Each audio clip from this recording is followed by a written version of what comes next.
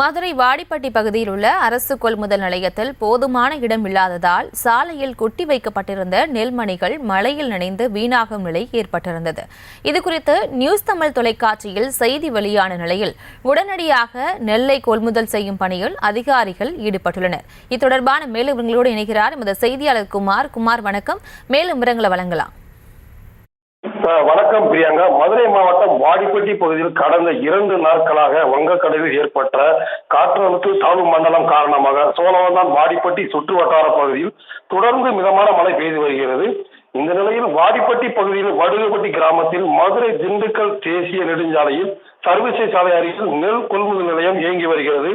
வாடிப்பட்டி சுற்று வட்டார பகுதியில் 500க்கும் மேற்பட்ட ஏக்கர் நிலங்களில் இருந்து அறுவடை செய்யப்பட்ட நெல்மணிகள் அரசு கொள்முதல் நிலையத்திற்கு கொண்டு வந்து போதிய பாதுகாப்பு வசதி இல்லாமல் மழையில் நனைந்தவாறு சாலையில் குவியலாக டன் கணக்கில் நெல் குவியல் கிடந்த அவலநிலை விவசாயிகளின் தகவலின் அடிப்படையில் நேற்றைய தினம் நமது நியூஸ் தமிழ் தொலைக்காட்சியில் ஒளிபரப்பப்பட்டு விவசாயிகளின் அவலநிலையை பற்றி ஒளிபரப்பப்பட்டது.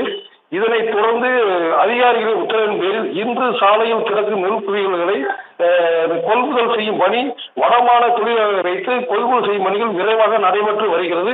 இதனால் விவசாயிகள் மகிழ்ச்சி அடைந்தனர். பிரியங்கா, வடுகப்பட்டி கிராமத்தில் இயங்கி வரும் அரசு கொள்முதல் நிலையத்தில் நெல் மூட்டைக்கு 40 கிலோ வீதம் கொள்முதல் செய்யப்பட்டு வரும் வேளையில் மூட்டைக்கு 50 முதல் 60 ரூபாய் பணம் கேட்பதாக சில விவசாயிகள் குறை கூறி வருகின்றனர் என்பது குறிப்பிடத்தக்கது.